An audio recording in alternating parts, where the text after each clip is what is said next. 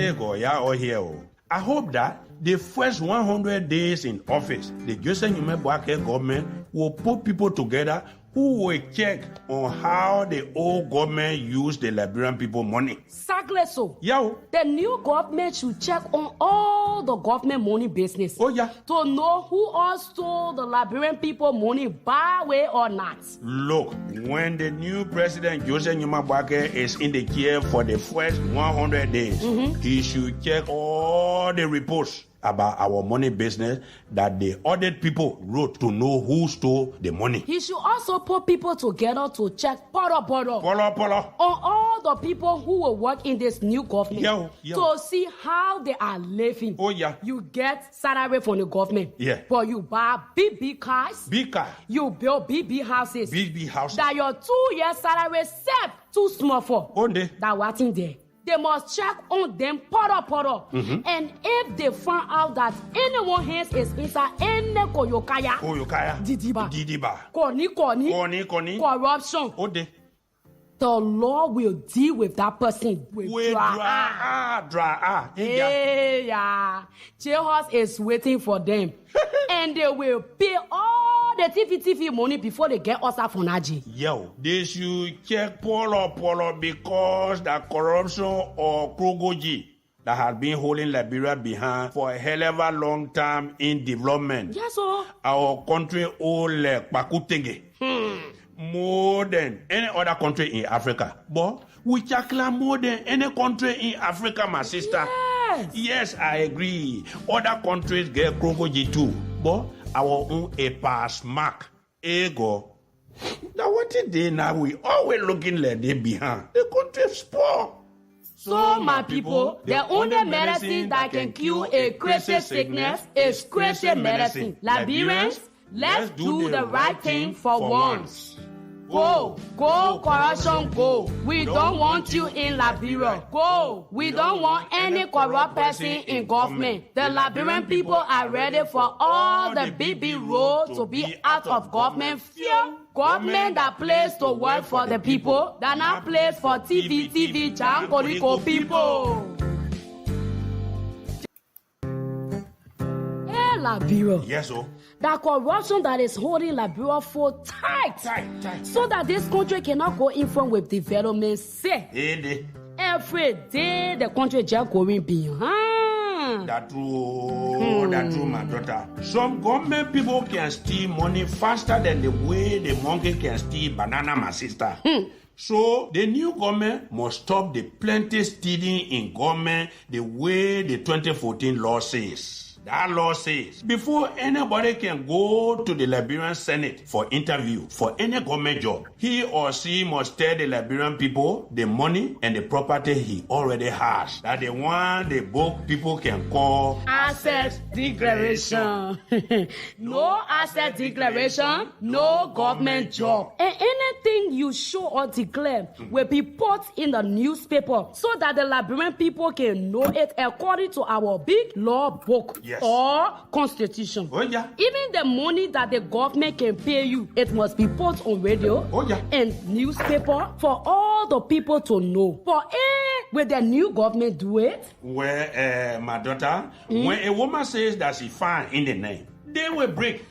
So let's watch and see. Now, this new government must put her feet down on this plenty stealing in government by making sure that every 3 months, the people who can check on government money business, GAC, will check from the president office all the way down, according to the new law book of 2014, to see where the money will come from to build big houses and to buy expensive car for themselves, their wife, and sometimes for their girlfriend. Yeah. That's the one the quick people can call lifestyle audits. Yes, sir. This is so necessary so that Liberia can become a better country and everybody will be happy again.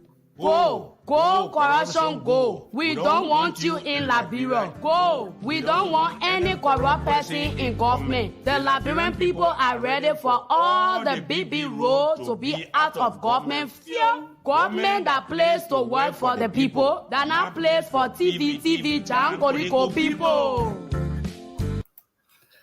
Okay, folks, welcome to Talk TV Media Network, the Tuesday edition of Open Mic Discussion. Today is January 30th, 2024. My name is Sam Gadu, and I have my colleagues that will be joining me pretty soon.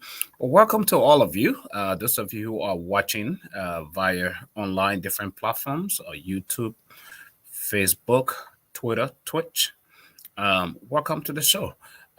Tonight, of course, we will be talking about the State of the Nation address by President Joseph Numa Boakai. We'll be talking about his visit to the UMU graduation today, where a scene took place that is very unpleasant as well, and also his conferral of the doctorate degree that was conferred on him as well. So we'll talk about that. Also being able to analyze the speech. What does it mean for the country? What's your understanding? What do you take from it? What were you expecting? Did you not hear what you wanted to hear? All of that. We'll be able to discuss all of those tonight. So wherever you are joining us from, welcome to the show. What are your concerns? It's open mic. Open mic means discuss whatever that is on your mind, whatever that concerns you. That's why when you see open mic discussions, it's your show, not just my show, but it is your show. So tonight we'll be able to do everything tonight. I will be bringing my colleague right away, and also Brewer Alfred. Welcome to the show, all the way watching us from Freetown. Wow. Wherever you are. What news from Freetown? Talk to us about what's going on in Sierra Leone. We would love to hear from you as well. Tapalo Boakai.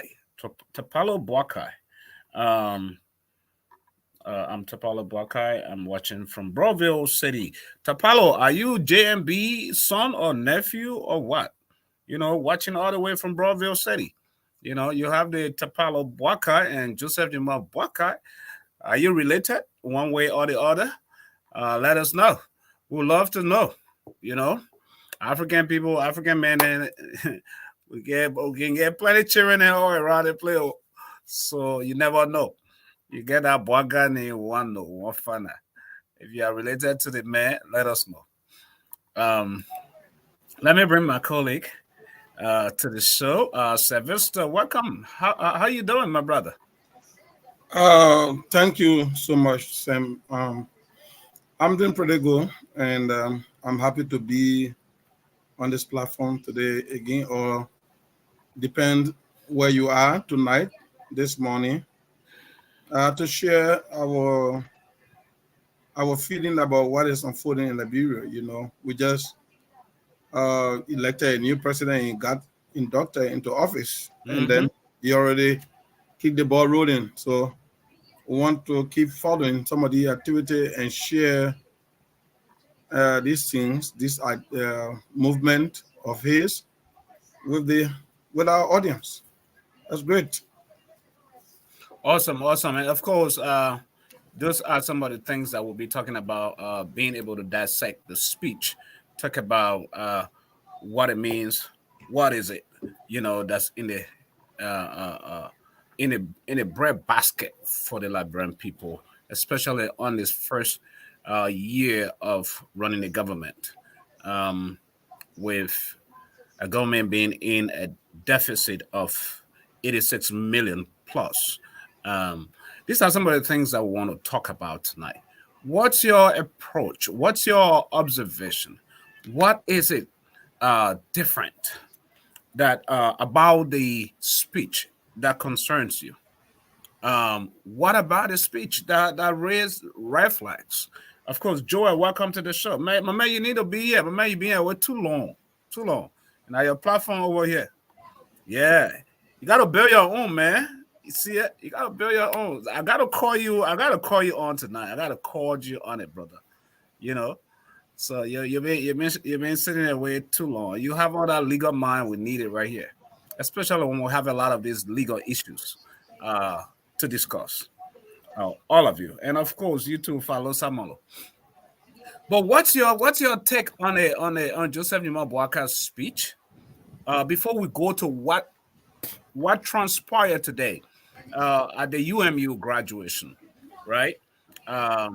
Before we get to that, I will want us to dissect the speech of President Joseph Numa Brodcast yesterday. What on the overall, when it comes to the entire speech, on the overall, did your observations compared to the inauguration day, compared to yesterday, the organization, the preparation that led to, everything, comparing just the physical comparison, not just getting into the speech itself, but what happened on the day of inauguration and what happened yesterday. What's your observation? So, what happened on the sooner day was far better prepared, organized, arranged as compared to the event of the inauguration. You and I know we have been arguing and we are still arguing on the issue of the inauguration, where you had the outgoing government and the incoming government preparing, unwilling by the outgoing government preparation to allow a smooth transition. But in other words, compared to do so, reluctantly, in my mind, too many strategies made by them. Sylvester, let me just pause you right there, please.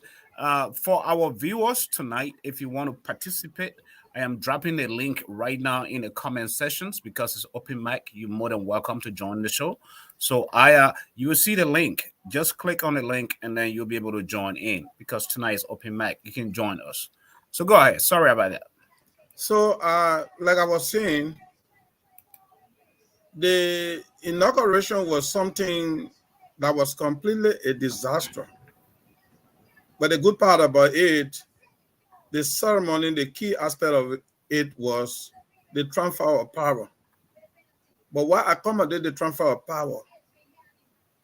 Those entertainment, the setting of the people, you understand, to enjoy.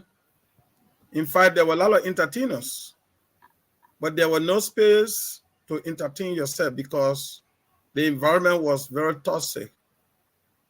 As a result, we saw what happened to the president. It was only by the help of God.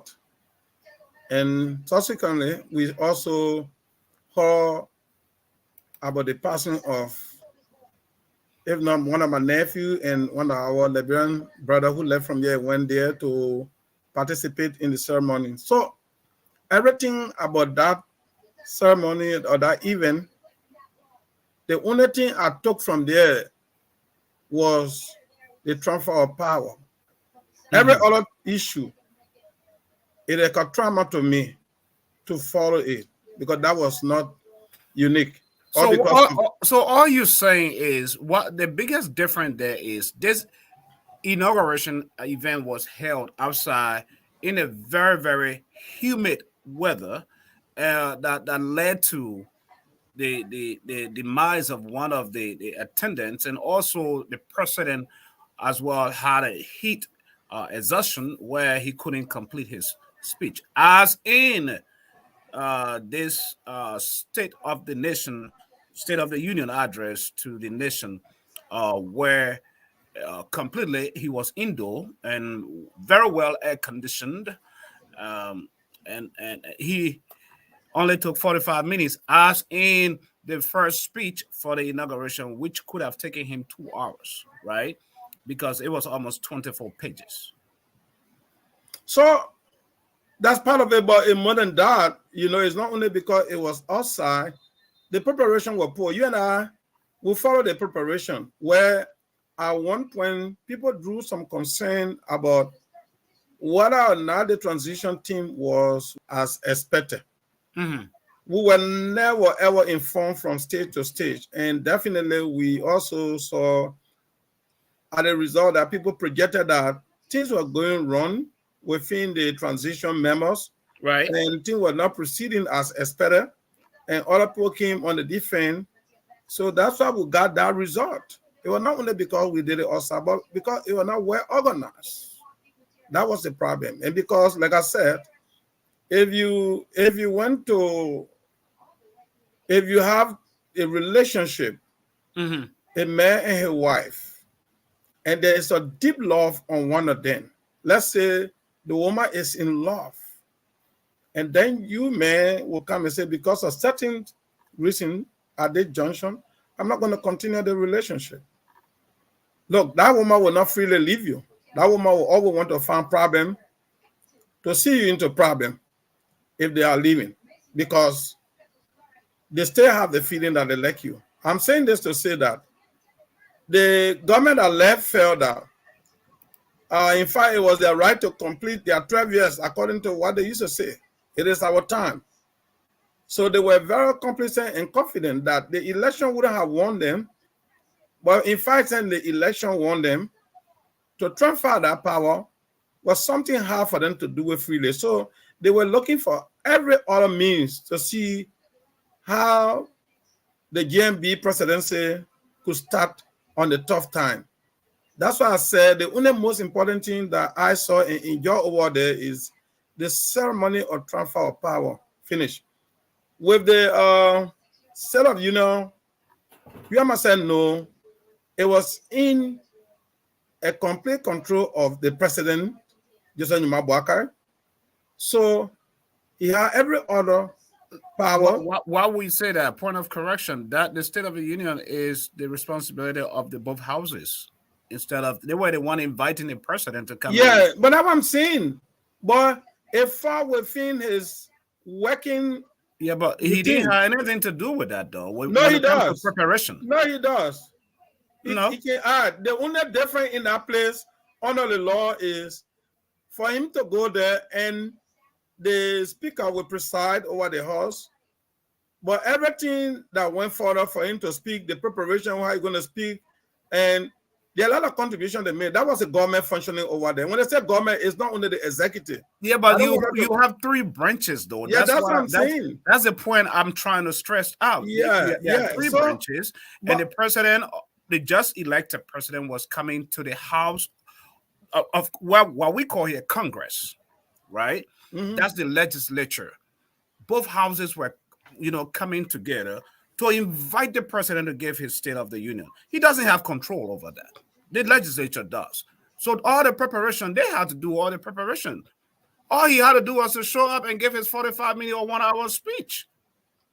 But this is what I'm telling you, that was the beginning of the President Joseph Numa work. When you're talking about the executive in Liberia, even in America, it doesn't mean it's only the executive that work. It means the three branches are working. That's why there is coordination. Coordination existed right behind it, between them over there. They had the power to invite the president, but the other arrangement that went to reach to that point, the executive contributed to a lot of stuff too before they could go to that place. Security, structure. They had the structure, the Capitol building. Okay, the structure is already there. And I'm coming. Structure, though, I want us to understand this. Yeah, listen, I know something about that. Mm-hmm. What's about the protocol from the executive? Even if the legislature invited them, the protocol from the executive have to go there to see how the play was set for the president to come. You know that? I agree with that, that aspect of the protocol going to watch, right? But the protocol is not to watch. This is a separate branch of government. I know. What if there are lawmakers that leave to go to the executive mansion? Mm-hmm. Who's responsible there? The president. If the lawmakers leave to go to the judiciary, right? Those branches, I know that there are connections where they merge, where they talk and they interact. But the State of the Union, according to the law, the president is supposed to give his State of the Union to the lawmakers in the country. Okay. And that place is at the legislature. So it is incumbent upon the lawmakers to make sure that ground the environment is safe for the president in conjunction with the security apparatus. Who controls the security? Who controls the security? Mm-hmm. You tell me. The president. The president controls the security of the state. The security that was deployed for that whole program came from the executive. Yeah. Under the internal preparation, like how the speaker going to proceed to call the attention before they can do all those things, that's all the legislature had to do. But besides, but that is their house. If those things were not going to be done, there's no way the president could have given his. Yeah, but that's what I'm telling you. Even the costs, there were costs attached to that program. Where do you think the money came from? Who released it? Who authorized it? Who authorized it? Yeah, it's the act of law. It all falls within the confines of the law, okay, which was designed by the legislature, though. No, right? Because the government, the very president that you're talking about here is powers. He cannot usurp or go over and overspend. No, out of what the legislature, the lawmakers has. Yeah, but I want you to understand that whatever the legislature would do under the tenure of President Joseph Boakai, when they start counting the accomplishment and the failure, they will go to him. They will not go to the legislature. You know this? Say that again. I said, whatever that will be done under the leadership of President Joseph Boakai, whether positive or negative, by the time you start talking about the failure and the achievement, the first person they will go to is the president. You know that? He is a chief executive of the state, of the nation. Fine. That does not make him the only rooster. There, you know very well everything that he's doing in order for him to succeed his government. If he doesn't work along with the legislature, he will fail. No, let make the audience to understand this. The chief executive, under the Constitution, implement laws made by what? The lawmakers. Yeah, exactly. Part of the implementation of that is even the budget they talk about. They will forecast the budget and talk about it, but who raised the money, who paid the money? That's the executive. That's what makes the executive very, very influential, but not by Constitution. By Constitution, the legislative branch is number one in terms of the Constitution. I know that when you go into 37, 38, all the way to 60, you see that only the legislature can call the president and preside over them, and also not only that, but to have oversight. The legislature can have oversight over executive activities. They can hold him accountable. Yes, and the legislature can have oversight over the judiciary. But mind you, but the most influential branch is the executive. Do you see what's going on here? Because Liberian law is so similar with that of the United States. But the thing that's going on here with President Biden and what the Republican Party is doing, the legislature. You see how they put their foot on the ground, even when it comes to the immigration laws and stuff, right?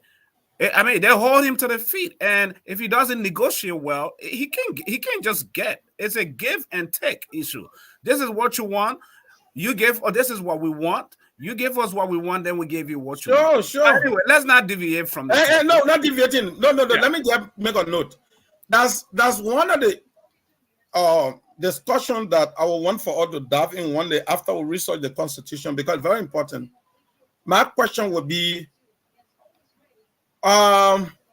is it agree or it is supported by Constitution that our lawmakers send the independence of our country, whether or not they have been working according to the Constitution?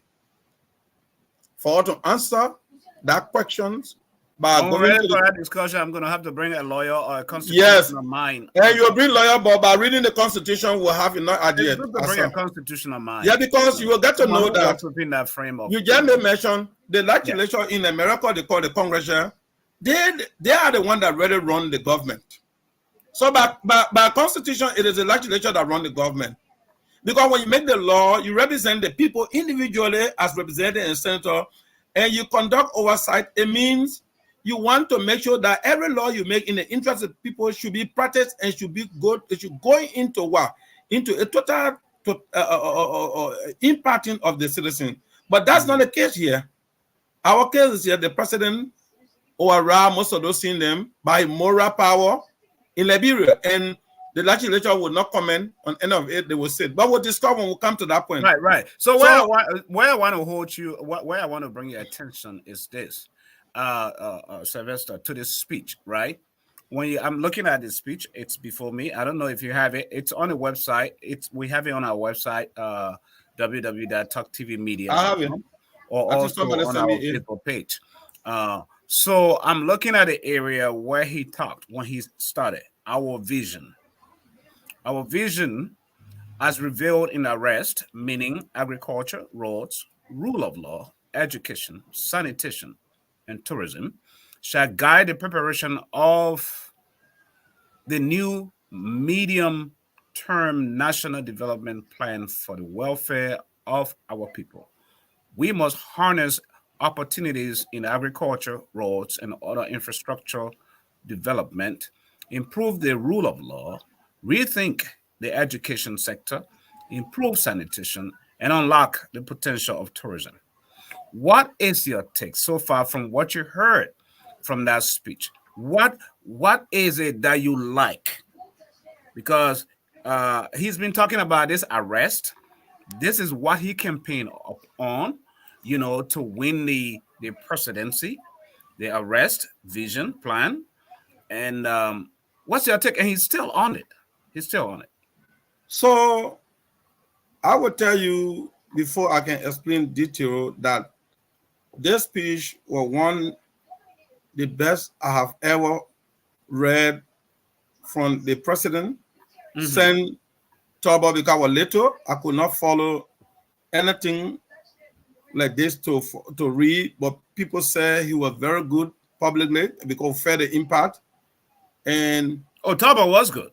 Oh, very good. So he spoke on issues that are affecting Liberia, and he spoke of ways and means how to get Liberia out of the situation we find ourselves. That's why before he could reach to the arrest, he also talked about our economy, where our economy stand at this time. You understand? The state of economy is in the very shaky situation or state of how we call devastation. But to begin with, when he said about the vision, their vision is being supported by this quote unquote arrest. Because everybody or every government or organization, you have a vision. What do you want? If you take power, right, you have something in your mind, and that is to see the improvement of the organization or the country. How do you want to improve Liberia? JNB and his cabinet minister and the two other branches, he's saying that he will make sure that they use this word arrest, agriculture starting with. And I can tell you, any country that invests in agriculture, you are reducing poverty by almost 50 or 60%. Why do I say this? Take yourself as an individual in your home, Sam. How much do you spend from your income on consumption? You must spend 60 or 65% of consumption. That is required. It's compelling to feed your children, to feed yourself. What you eat is not something that when you even doing accounting, you can worry about, because it's something that is demanding. By nature, you have to eat. And not just eating, but the kind of food you eat that will keep your health very strong. If you compare the situation with Liberia, Liberia is consuming 99.9% through importation, agricultural product, whatever you can talk about. So in that case, he is saying, I want to invest in agriculture and make sure that agriculture create an opportunity for employment. Not only that, but we always suffer from this international trade. Liberia is not doing nothing in the international trade. We are buying every oil product from Ghana in the Eco World Trade stuff we are part of. We buy everything from Ghana, Nigeria, Ivory Coast. What do we exchange with our comrade? You understand? That could help us to reduce also inflation, because if you take your goods from Liberia and sell, you're gonna get what? US currency. And when the US currency flow comes to Liberia, what's gonna happen? It's gonna have impact on your inflation. That is one. Two, it's gonna make us to be self-sufficient. That look, instead of importing rice and all other food, right, we make our own food, our rice. Because made in Liberia. Yeah, I remember in the 70s when I was growing up. He did echo that particular phrase, made in Liberia. I remember in the 70s when we were growing, and in fact, that was the reason the politician manipulated the mind of the people, and they said, because Taba wanted to increase hard tariff on Pusawa, because that was the biggest rice can that I heard Liberian talking about. Liberian men could eat all the rice. If they don't eat Pusawa, me, I eat Pusawa. That's Pabo rice. Pabo rice, yeah. They call it Pusawa. Yeah, Liberian men call it Pusawa. So when Taba saw that enough of our rice was being produced in Liberia, LPMC, Akremenko, and all other agricultural grouping, Nima, Bong, Lofa, were always giving an award for high production. I remember in Foya, the LPMC, where we had this into our building, there used to be rice wasting outside. People who did not make farm will come and take that rice and go and make rice for them, food for themselves. Free. Rice was just wasting. People got tired. In fact, it's like me, I'm tired eating my country rice. You understand? But what did you see at that time? So the issue, Sylvester, though, when it comes, let me keep you on that issue of food production made in Liberia, right? Mm-hmm. When it comes to food production, the very rice that you're talking about, I can still record, right? As in, if Liberians become self-sufficient, if Liberians begin to produce their own food, we don't have to, and the food that we produce locally will be organic. Yeah. Will be very healthy. Far more than the food that we import from other nations, from other countries, because most of it will have to be preserved. Some of it is in canned food and all of that stuff.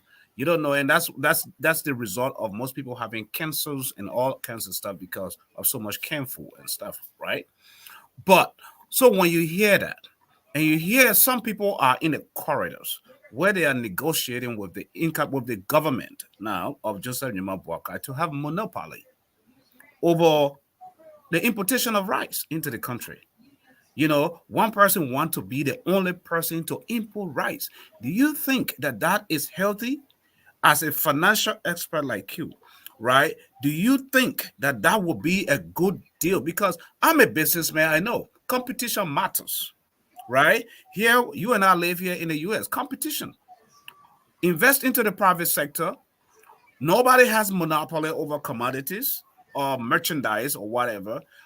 If I can buy a vehicle the same year, 2023 vehicle from one dealership for $20,000, but I can go somewhere to a different dealership and buy that same vehicle same year for $15,000. That is the beauty for competition. That is the beauty of competition. But wherein we are hearing, it has been alleged, though, rumors that, you know, there are people who are, because they supported the Unity Party or the Joseph Nyuma Boakai regime in winning the elections and stuff. So they have areas of interest. Do you think that these people, that this is a good move for the Boakai's administration, or will it come back to hunting? So from my business concept as a business student from the financial background, the issue of monopoly and the competition, they all are good, but it depends on the kind of commodity that you bring in the market and pass threshold on it for it to be monopoly produced in the country. But from my understanding is that gasoline, rice, which we consider as very security issue, because I say security because, for right 1979, with people use it to overthrow a government. And the shortage of gasoline can also bring complete hardship. Why? Because gasoline increase the prices of commodity in the market. Immediately there's a shortage of commodity or gasoline. So every country, you have to be mindful about these two things. How to provide them on the market at all time.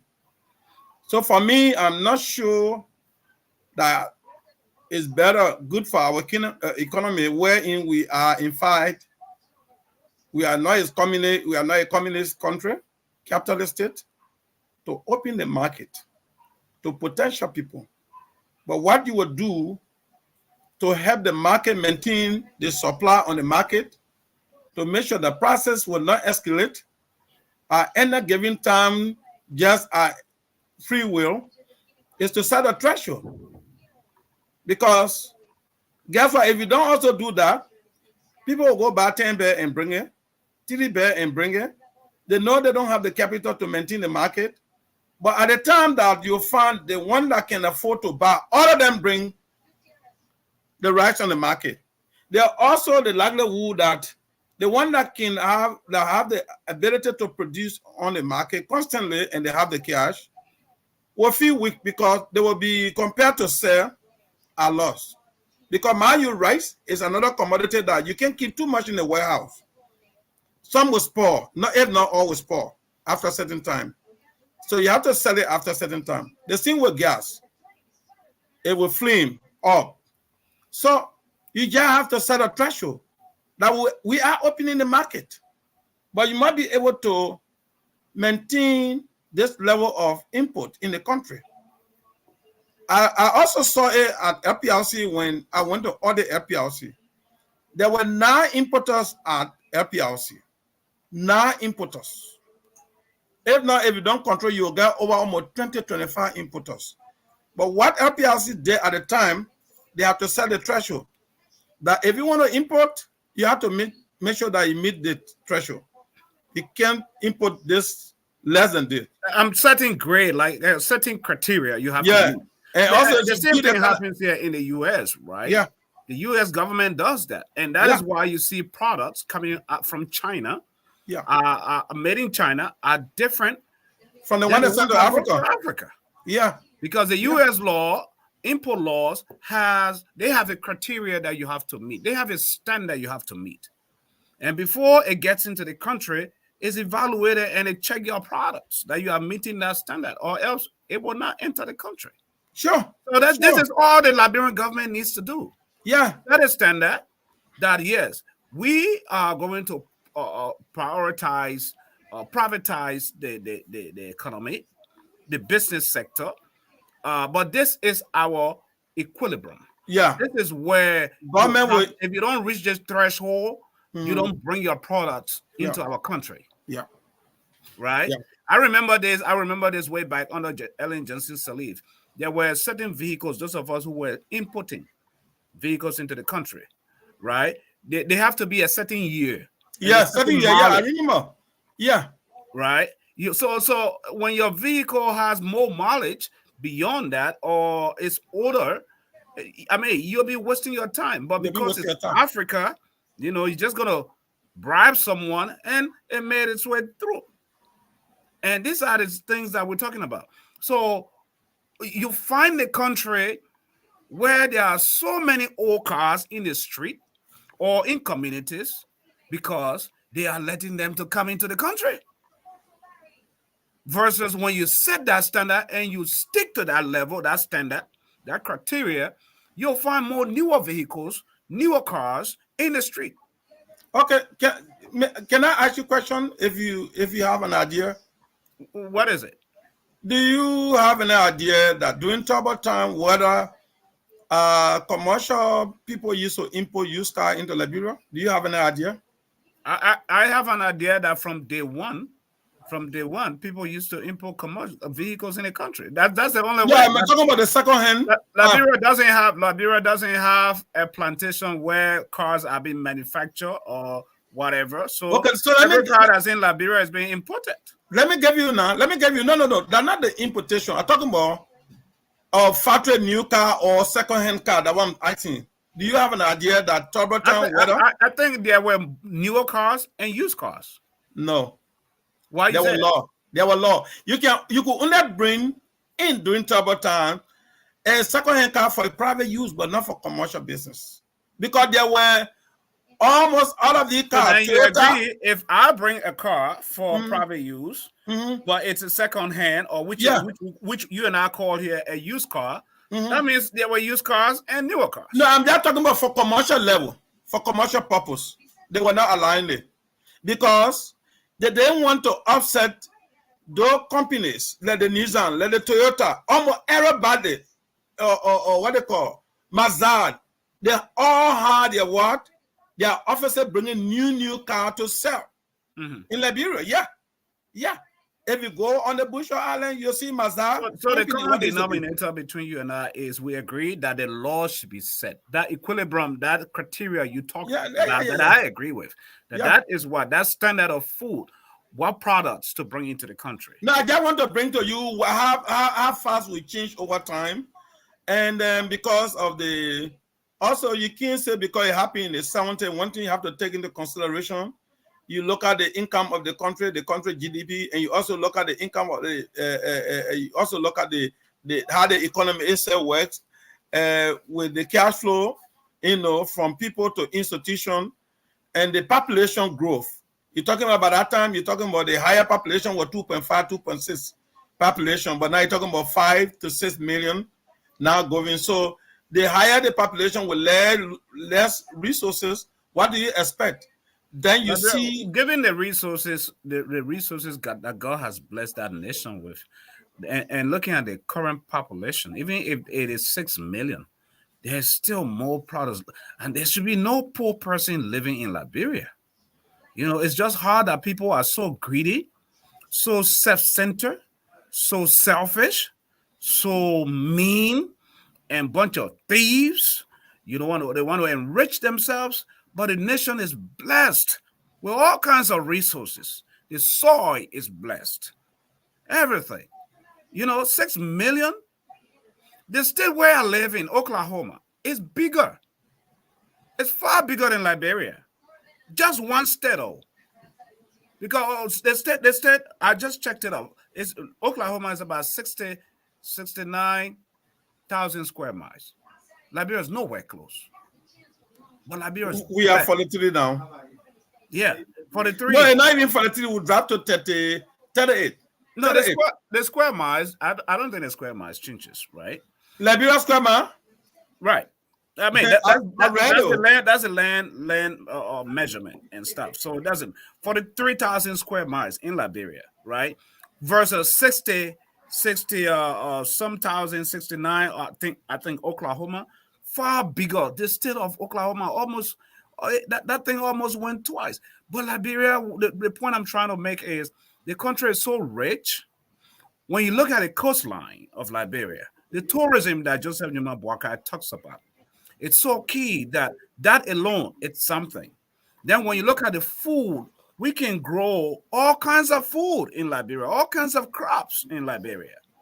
The climate is beautiful, right? So what is holding us? This disturbing. What is holding the nation from moving forward? Accountability. People holding people responsible. And this is where you and I need to get back to this speech where he talked about that this is not business as usual. That if you think that you're going to work in Joseph Numa Brodcast's government to steal, to squander resources, then think again. What do you make up of this speech? Especially knowing that the transitioning period, now that he has taken over, There is a he say, she say kind of stuff going on right now with George, the outgone, former President George Weah said he left 40 point something million in the budget, in the account of the government. And now Joseph Nima Bwaka yesterday said it's 20.5 million that he met. So it has become he say, she say. How do we get to the bottom line of this? With 80 point something million in deficit, the country is in complete shambles. So we were talking about arrest and we did not completely only talk about agriculture. So briefly, I only wanted for us to summarize some of the things in the arrest. For instance, when you talk about agriculture, you talk about the rules network. Right. And we all know the economy will only run better if you have a good road network. That is which is one of the pillars for development. Mm-hmm. And you read in that speech how much road that have been constructed altogether and how much supposed to be constructed. So got more to do in the road network, which in fact the past government could not do much, but they just added little on what they started for the past 12 years they were in power when he was vice president. And you look at the rule of law, which is very key. If you think you want to bring investor in Liberia, one of the key things that the investor look at will be the rule of law. How is the country standing with the rule of law? Like in the past government under President Weah, we saw it. The number of people that were killed. One of the things that affected my memory of the president, I don't get over it. When my colleagues, 5 of my colleagues from the GSC were killed, without anybody tracing the perpetrator. A country with less than 6 million. We are living in a country that has almost 300 million. But when you commit crime here, guess what? I don't care why you commit the crime. It will take the security some time, but they will get you and they will bring you to what? To justice. And because they're bringing people to justice, at least it helping to curb down some of the crimes. But in our case, under President Weah, at the time when he was there, he would never even speak to the nation about what is affecting the people. The kind of killing that went on. He never noted it to the public to say, I will apply this measure to deal with it, to cut it down. So everything there by itself. The 3 missing guys, can you imagine the guy issue were never discussed? So the rule of law, he spoke about how you're going to effectively ensure that it becomes the order of the day in arrest. So, and then we also talk about the tourism you were just talking about. Well, I heard one of my big brother, one of my veterans in my practice as an auditor was saying that for him, he's not stopping the president for creating a department of agency or commission for tourism, but he has some problem. And sometimes he said it, and I reasoned with him, there are too many laws on book that we are not implementing. Look, we got too many laws. So if we have a law and we're not implementing that law, it'll be better that we get rid of it instead of having that on the book. So coming with tourism, he felt it will be another cost incurred by the government when the government is crying for money to run the budget we have available now. Because for every reason you add another commission, you have to include it in the budget. But why he did not also state is that tourism is another area that can generate its own revenue. You understand? It's just starting. So this tourism will be able to generate more revenue to help the budget. That's why I wanted to call and ask you. The only concern that I have when it comes to that is this, Sylvester. Tourism is a good thing, and I'm glad he has that on his agenda as the 5-point arrest program. But you struck the first point, which is very, very important to me, which is the rule of law, security, right? There is no way I will leave from here. I want to travel around the world. Right now, knowing that between Ukraine and Russia, there's war going on, that they have the best islands or whatever going on over there, I wouldn't go Yeah. because of Yeah. security. Security. There's no way I will leave from here. Yes, Israel is a place to be, but there is war going on between Israel And the Hamas. Hamas, right? There's no way I'm going to go along those borders because of the lack of security. Nobody will want to risk their life. So I we agree with you on the first note, which is the rule of law. Recreate or reinforce the confidence, the safety of the people. If people leave from around the world to come and enjoy the shores of Liberia, the beaches of Liberia, but they can't travel in the night, and someone's phone is going to be taken away or snapped. Right. Someone is threatening you with a knife somewhere. You know, someone is breaking into your hotel room or wherever you've been lodged. That is a serious problem to me. So security, it boils down. Tourism is a good thing, but security needs to be confidence. That confidence needs to be restored. Yeah, sure. That's why the question comes: Can A.B. Kroma and those who appointed police director and those who appointed the DA, all those people, can they work? What plans do they have in place to restore that confidence? What confidence do they have? Well, I tell you, you and myself. That is my area. You and myself will speak on the surface, but we will not speak internally to know how the A.B. Kroma are going to take over drugs agency and how Kroma going to take over the police as Inspector General. Okay, but I know because of the way President Joseph Mabaka wants things to be done, because every employer, you know, people are arguing. I agree with them some way that there are somebody guy who worked with Ellen in the past, and they didn't do accordingly to the expectation of the people, and that's what I've seen in this government. They are now questioning them whether they will do better or more as expected by JNB. But I can tell you, every employer has his or her own way of employing people, recruiting and placing you with many. That means, you and myself in this country, when people are employing you for a particular job, the employer asks you questions.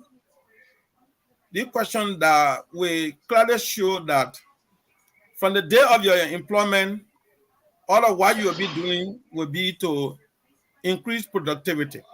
Those are things they will expect from you when you are explaining, to increase productivity. So I'm sure the way they have brought the way of recruiting people in government, different from the past, by vetting the people, their background check, even though not intensive, but their academic, their competency. I'm very sure the president will also give them certain mandate that look, from here to this point, I want to see the level of police, professionalism in the country. How well they will be able to stabilize the country, the cities, by making sure that crime rate will drop, and how people who will be committing the crime will be, I don't care. It will not be like the business as usual, like he said. When people kill doing President Awia, you will not know the person that killed. So if it's still, obviously nobody will know. But this time around, by time for any reason, God forbid you kill anybody, you will be picked up and you will be processed and go to court for prosecution. If that will be done, then of course the body will be left with the judiciary to prosecute rightly based on the evidence that will be available. And that will also help the rule of law to work very speedily. That will encourage a lot of investors, and even as we talk about the tourism. Because like you said, when the tourists go to the country to enjoy themselves, to spend weekend, to spend vacation, so they don't want to have any hinder issue like security to travel, somebody to attack them in the street or attack them, some kind of entertainment. They want to have everything available. Right. So as a result of that, I think the issue of rule of law is more key before the coming in of the tourism, which will also help to boost the economy. I agree. For me. Okay. Good. Fred, welcome to the show. You met us in the middle of discussing the president's speech. How's your day? It was fine. I've been listening to you since driving home, so I just came and you see, Okay.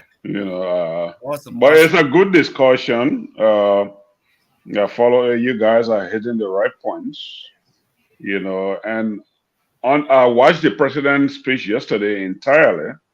It was a beautiful speech. Let me say that. And I know people are going to say, "Oh, he didn't say that. He didn't say this." You're not going to develop. I'm coming from. Find out why he didn't say. Yeah, you're not going to develop policies in the speech. Well, at least he hit every sector. One area he didn't talk about, I have concern. A lot of people have concern. He didn't talk about the war crime code. That's where I was going to bring up. Bring that up. He didn't talk about that.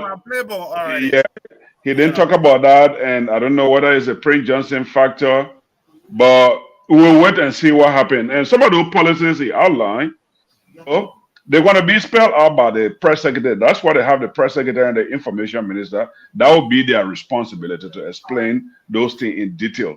But there is no way you're expecting to go stand there for 3 hours and tell you, say, we're going to change the Ministry of Internal Affairs to local government, and this is how we're going to do it. He gave a highlight. And people are arguing that he's going to create a new ministry. No, he's not creating a new ministry. They're just going to reform the ministry to decentralize it. Like in the US here, every state control their budget, and the federal government supplement whatever, like the education, they supplement it, even the road connectivity, the federal government put in money. So that's why he's going to. But the speech was very good, and he spoke. I didn't watch the program today because I was in a meeting. Hopefully we can talk about that later on. With the incident that happened. But it's about an hour. Yeah, the speech was very good. And I hear you talking about monopoly. All those things are good. And to delve into that a little bit, if you go back and listen to what Amin Moda said, the designated Minister of Commerce, I think they're going to lift monopoly on most of those goods, and not to pick up on our Lebanese friends, but they have had monopoly on the importation of rice. And I think they should open that sector. Yeah, they should open that sector to Liberians. Struck the two main gasoline. Yes. Rice. Yeah. These are trigger issues that can cause chaos in the country. Absolutely, I agree with you. They are. So let me. I have in my list here, and I will open it up to you. I'll go to you, then we'll go. The things that he talked about. He talked about the 80 million plus deficit, right? He talked about the training of technical skills, young people, 10,000 plus.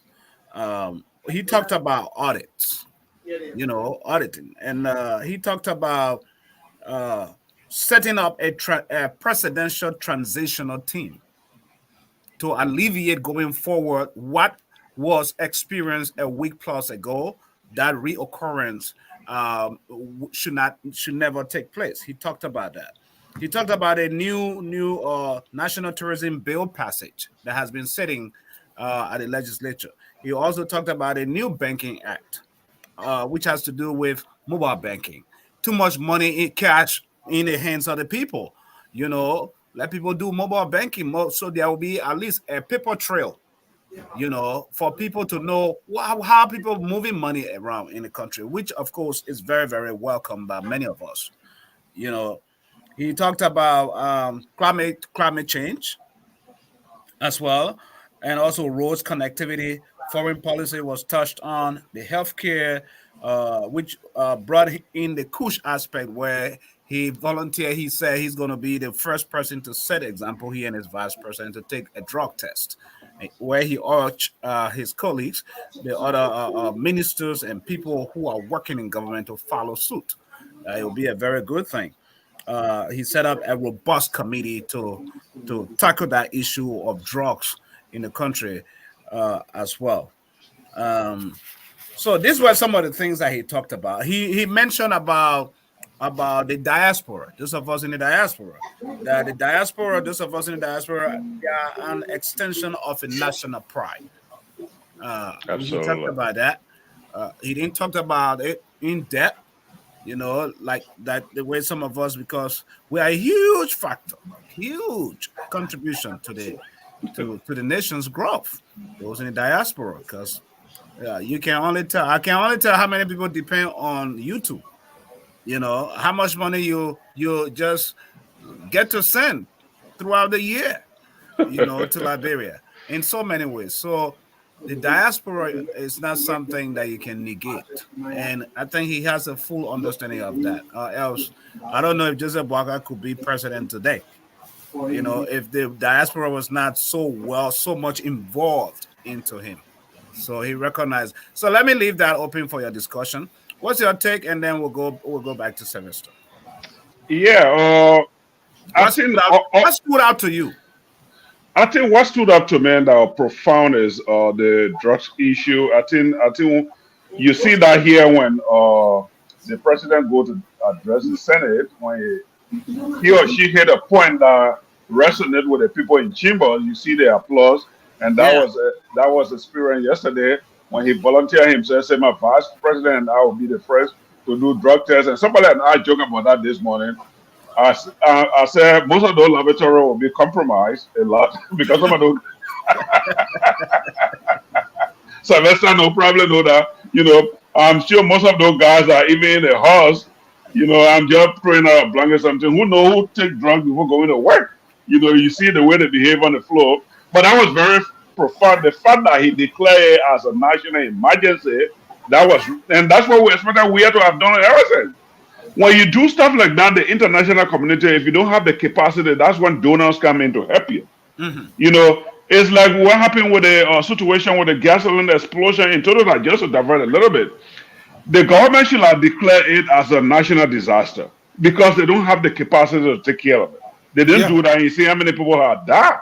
So the fact that he declared drugs a national emergency, you're going to see donor funds coming in, to help. So that was very profound. The Ministry of separating the Ministry of Information and creating a Bureau of Commission of Tourism. And I hear you saying, Sylvester, as I'm walking in, you are saying there are too many laws and the laws are not being implemented. It is a good thing, but I think he needs to take it step by step, establish a bureau in the Ministry of Information, maybe Deputy Minister for Tourism. Start working it from there, because when you create a commission, you got to employ people. That means he talked about the government being large. So if you create a new commission, of course, then you're going to start increasing the government. The same thing is so it becomes a contradiction. So if I was sitting down by him, whoever wrote the speech, they need to take a second guess of that. The Minister of Information have been over there, appoint a deputy minister for tourism. There's an assistant minister responsible. They have an assistant minister responsible for tourism. Okay, maybe something like that. So you can develop the sector. When you develop the sector, then of course you can separate it, because income will be coming in, then you can separate it. But you have too many laws, and he himself, good measure, the members of the Supreme Court were there. He talked about it. He was not scared. He said our justice system is corrupt. And the only way you're going to have people come into Liberia to invest or to visit is when you have rule of law and security, which is very profound anyway. Sam, you're not going to go over there, you want to open a business, and they drill you around, you spend your money, you can't even get I got a friend that is in Liberia, she was providing consulting services, and she said somebody owe her $20,000. And who is the lawyer for that client that owe her the $20,000? The designated Minister of Justice now. So there's a whole lot of stuff that need to be done in the country. And as I stated earlier, he can't develop a policy in a speech, but at least he gave highlight. He talked about health, which is very important. You and I come from a rural place in Lofa County, or people get sick, they go to Sierra Leone now instead of it being the other way. That's how it used to be before. When people get sick those days, they come to Bomber Hospital. Yeah, They come to Foya for treatment, to get better treatment, to go back. But now it's the other way around. He talk about rural connectivity. Of course, yes. If you have a school that is operating in Lofa, if there is no role for the DEO to go visit the school, you're going to sit down in Maria and write the report. So the aspect of the roads, right? The aspect of the roads. I know he has a 5-plan arrest program, right? The aspect of the roads, Sylvester, how economically important is that infrastructure alone, just roads? The first thing I will cite an example. I always like to say an example when I experienced my life growing up in Foya. Tobotown, we didn't have quota on the road, but we had an accessibility reaching to every point. That road from Foya to Foya Tengia, 24/7, rainy season, dry season. I remember there's a hill that used to be slippery, but yes, car used to be moving from market to market. Absolutely. Now you don't have any of the market data. Why? Because there's no accessibility. If we go to WAM, the road going in Sao Paulo, all the villages, this time you don't have no more market there. We have one of the biggest markets we used to have, Paloma Market. Bandanin. You understand? Today you no longer have them because what? No road. Wow. So when you're talking about road, you're not only talking about, you're talking about the major road, for instance, that bring in commodity to the city. Then you talk about farm to market roads. Under Frida road system they used to have. Every county had a machine, and every district used to have the machine on the road. Like for instance, Foya, Kolao have one machine for maintenance. But if we wanted to use that machine to work on the road from Foya to go to Foya Tengia, sometimes they will ask us, if the government don't have money, they will say, listen, you can put together about few. We used to do it about few. And you see the machine will work. So why you're so happy is that the roads were always accessible to move on. That being said, so the road network plays in the economy is greater, so much that you can compare almost to the level of security. Because security is paramount first in the country. You and I know security, the rule of law, then you come to road network. Then before you're talking about current electricity, because these are things that also can attract investors. But road for mobility is number one. If you don't have road network, what it does, it also increases the prices of commodity. It also disintegrates market that will not function, that's supposed to function. There are commodities there, but because no road network, you not have the goods available to even establish the market. So road is very essential for any economy all over the world, particularly when you are involving in agriculture. Number one, road. Wow. Do you tend to agree with that, Fred? When it comes to roads, looking at it's not just Foya, but countrywide, nationwide, right? When you look at during the heat of the campaign, where President Weah could not even go to his own place to go campaign, he had to fly in. Where most officials could not. How important is this? Where people have commodities they need to bring into the city to sell, but because especially during the 6 months of rainy season time, they are stuck, in the mud. And as a result of that, the very full commodities they bring in, they end up sitting there and eat most of it on the side of the road because their vehicles can pass through. I mean, what Sylvester says is profound when you talk about road. And I will tell you the story. I left Foya in 1990. I didn't go back until 2012. And we were going to Foya. We got to Kolahon. I didn't even know we were in Kolahon because the whole place looked like, the bush was on the road. Like the road looked so narrow. I couldn't believe it until we got to Kolahon. The drive walked me up. So we in Kolahon. I couldn't believe it. Road is very profound, because road, it helped to bring goods to the market. It helps people to trade, and when you have more goods coming to the market, prices drop. If you have good road network, the price of transportation fee will drop. Food prices will go down. People will sell. And Sylvester said it when we were growing up. Our parents didn't have a lot of money, but we did part-time job after school. You go to the nursery, LPMC, you go fill up bulletin bags, you make money. And people could take their goods from the villages. And he talked about Foyatinga, where I coming from. My parents, my grandparents, where I come from, these people had sugarcane farm. That's how they send most of us to school. Cocoa, coffee. That's how they send all to school. They're able to harvest their cocoa and coffee, and they take it to Foya to sell it. They bring their kinju in the market.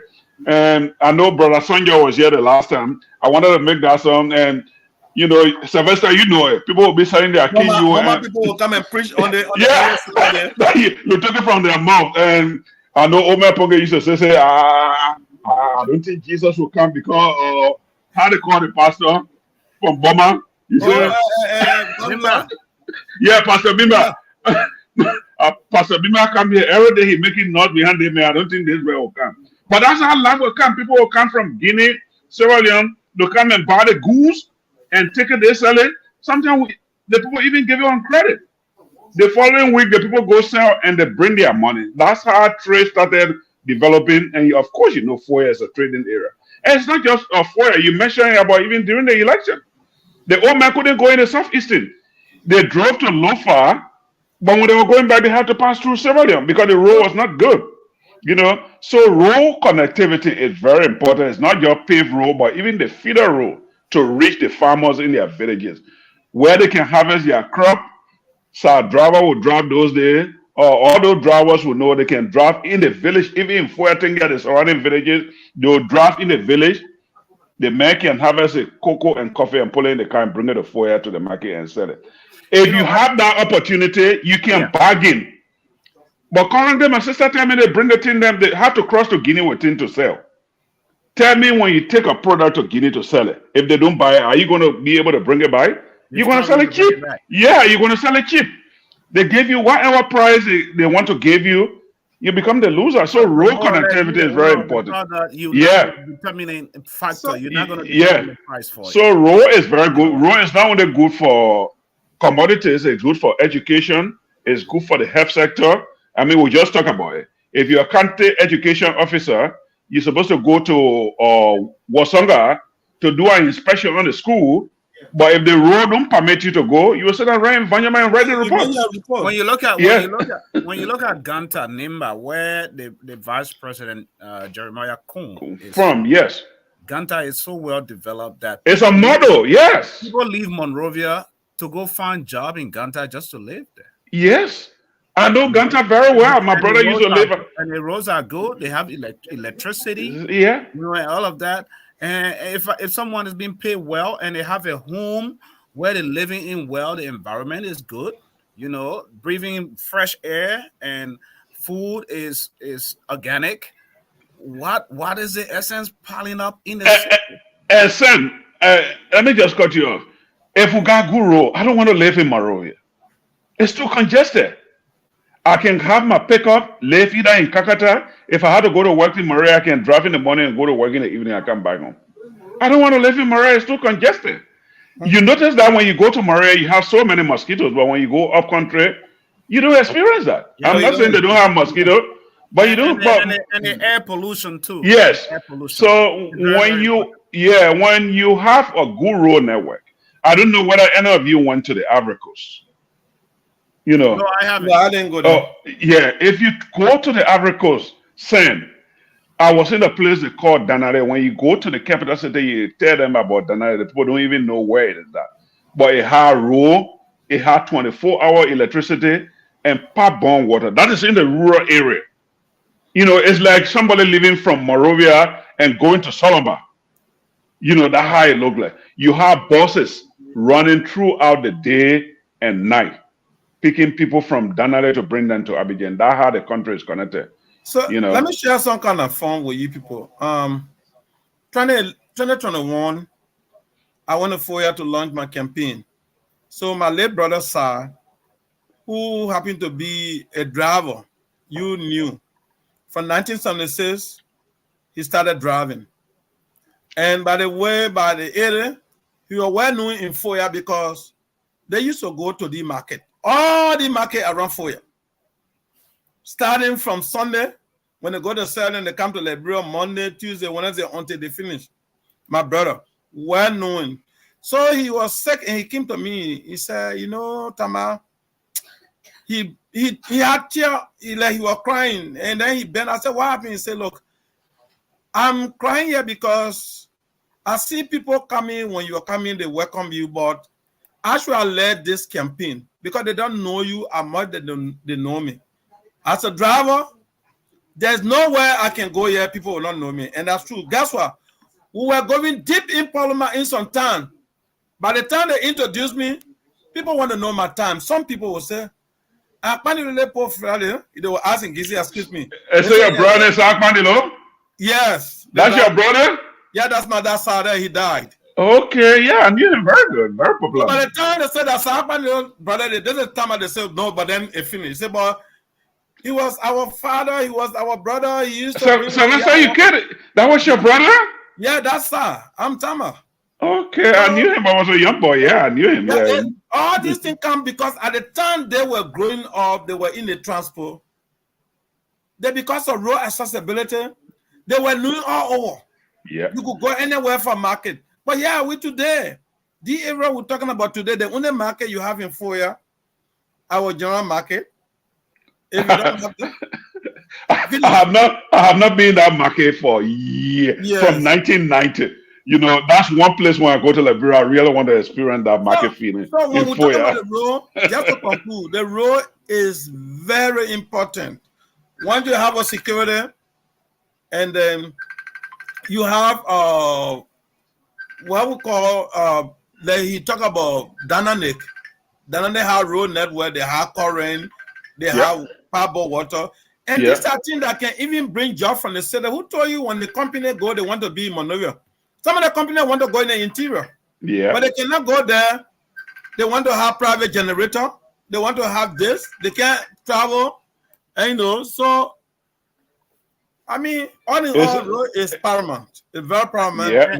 And gentlemen, let's move on to the next one because I'm gonna say my little opinion on it, and then you guys can come in, which has to do with education, right? He talked about education, but what I was expecting to hear has to do with what is he going to do with the free tuition stuff that George Weah has instituted.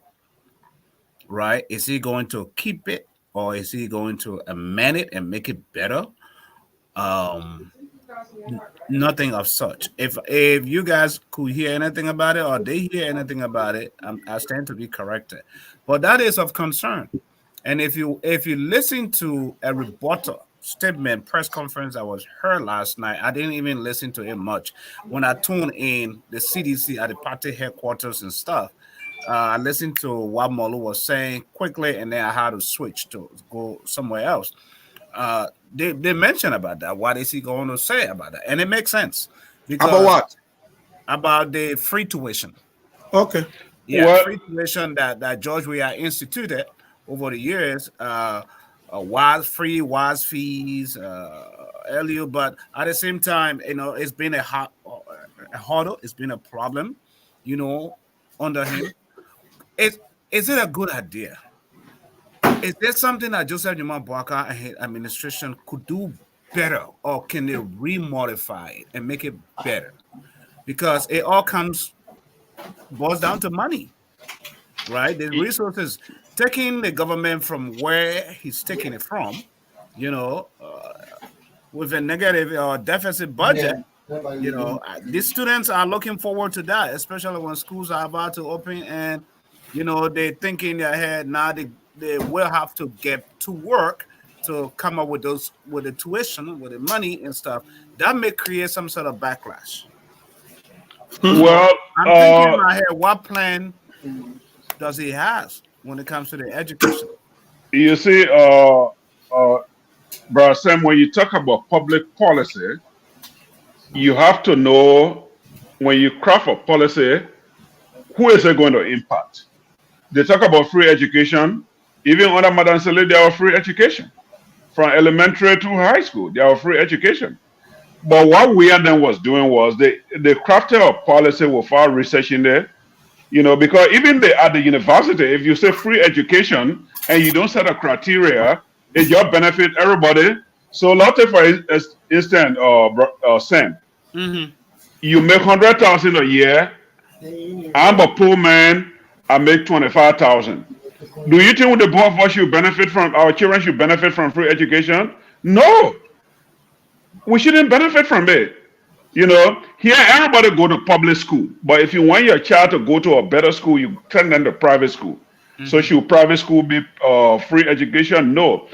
What the CDC did was they crafted a policy, even at the University of Liberia, that it backfired. You saw classes were irregular.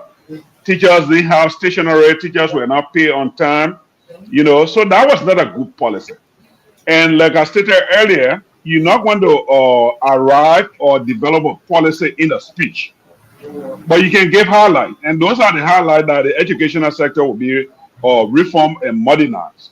I hope they can go back. We can start building school without those Colombo windows, where we can have school where we can even put air conditioning inside so children can learn either good.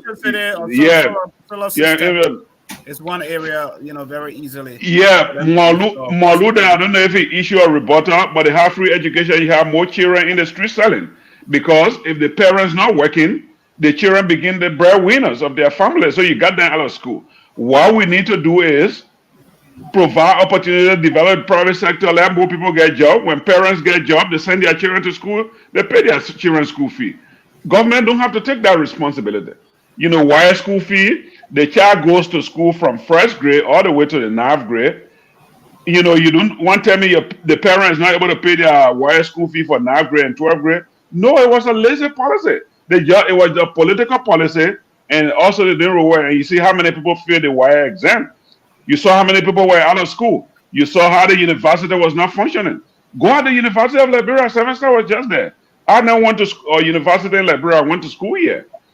But I went there 2012, the campus didn't look like I have known it to be normal times. No, you have one class with almost 60 or 100 students in one class. Roof leaking. I have a friend that working on the campus who went there to go visit the friend. And those back are standing up. Yeah, standing up. The roof leaking. You don't have no library and laboratory. So there's nothing like private sector. What are the government need to focus on to develop the private sector, because government cannot absorb everybody. When people have jobs, they're going to provide for their kids to go to school. They will be responsible. You heard Helen say when she was president that when the father come in, they say, Papa come in, does look better. Then, when the father come home. When they say they bring in Papa. They bring in Papa, yeah. You remember it. So it was not a good thought of policy. And, when they talk about it during the campaign, the people rejected them because it was a flawed policy that have no plan how they were even going to fund it. They didn't think about that. So it was not a good policy. And Sylvester, I'll pass it over to you. Yeah, so for me, I have a very serious experience when I was at the University of Liberia. Mm-hmm. So that policy, I heard, in fact, on one of the talk shows, one of their past officials were talking, I listened to the speech, but I didn't hear about this university free tuition. Then somebody, you think the government will continue? He said, well, it's the government, they have to do it. Because let me tell you, that policy was a kangaroo policy. It was a policy that was just a mere politics. And they were spending less in education as compared to Ellen regime that was spending more in education and giving good output. And you could not see a lot of stress at the University of Liberia. How many times did you see the students demonstrating at the University of Liberia under Ellen as compared to Opon? That was almost every month. What happened to the semesters? Under Jawia regime, 1 year to a semester. Under Ellen, was 3 to 4 months for a semester. Because there was money in the budget to make sure that teachers' salary be available, stationery be available, and not only that, but the subsidized the cost for students. Students were paying less money. At the time, students were paying almost less than $5 for a credit. So if you look at the total credit, 17 hours that is the highest, unless you want to take 21 if you want to graduate, 17 hours. If you multiply it, you will be spending less than $60 for when a you want semester. charger, the charger is Yeah, regular. $60 for a semester under the regime, Yeah. but you had normal classes. Okay, teachers were paid and they had regular. But now the scholarship they gave, quote unquote free tuition, students were still paying an amount of 6,000 liberty. That equivalent should be about $30 to $40. You understand? And what happened? The teacher will not be paid because what? They cut down the university budget to almost to 60%. When you're talking about Ellen started, because the first thing that happened when they walked in to Liberia, when it was one professor was the president at the university at the time, you're almost free. But by that time, the budget of the university was less than even 100,000. When Amos Sawyer came, the same way. From Patrick Sawyer to Amos Sawyer. So when the interim government came, they could not even make $1 million. When Ellen King started 2005, 2006, they started building the University of Liberia budget from what? From 5-6 million, it went to 16 million. You understand? So they invested sufficient money in there to make sure that the administration could get charged a little, not tuition, but some fees for students to be in school. So if you have even soup, the leading political party on the University of Liberia advocating that wouldn't need the kangaroo, how they call tuition free. It was not actually tuition free. It was a situation they put on the picture that this government was doing better and the outcome was poor. Because if you say 1 year as a semester, even up to present, until President Barker can start regularizing it, it was 3 to 4 months under ending because there was money available to pay teachers, like I said. And the campus was little being maintained, painting, cleaning. But see how the place is dead if you go there now. You've been there the other day, go there now, you see. You understand? So, Joe Barker not going to follow the part. The reason he did not speak about it is the policy that he left when he was serving as vice president. So all he's going to do is to improve on that policy. Man, Lord, they may eating his food in the background. Yeah. So all he's going to do is to improve on that policy he left because that policy works. It allows students to have the opportunity to be in class, to graduate earlier, to have teachers in their classes, to have chairs available. And you understand, because they have money in their budget. But you don't have the money in the budget during President Weah, like he did at the civil servant or the general. You're saying the whole free tuition thing that we are created. It was mere politics. It was just. But Sam, you went to Liberia, you saw how many kids were selling in the street. The enrollment in public school dropped. It dropped. You know, even though they are free education, but it dropped because the parents don't have money, and some parents, were rationing how their kids go to school. Right, it's not just that. One of the things that most students were going to private school, private university is that when Ellen King, she regularized, and Ellen Joseph Mabaka King at the time, they regularized the university 3 to 4 months. That was the semester. They got came because of the problem the institution faced. They didn't have the support for stationery and paying teachers. The semester started going for 1 year because every day there will be demonstration.